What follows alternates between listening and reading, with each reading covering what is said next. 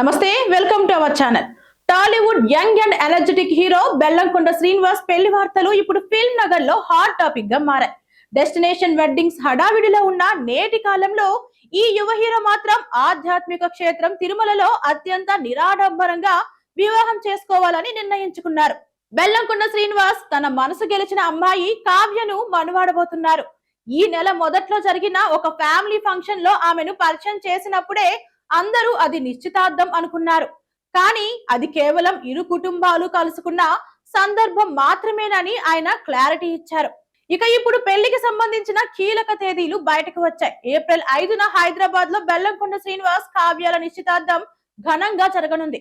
April 29న కలియుగ దైవం వెంకటేశ్వర స్వామి సాక్షిగా తిరుమలలో వీరిద్దరూ వివాహం చాలా సింపుల్ గా కేవలం సన్నిహితుల సమక్షంలో జరగబోతోంది. మే 1న హైదరాబాద్ లో టాలీవుడ్ ప్రముఖులు, రాజకీయ నాయకుల కోసం భారీ రిసెప్షన్ ఏర్పాటు చేయనున్నారు.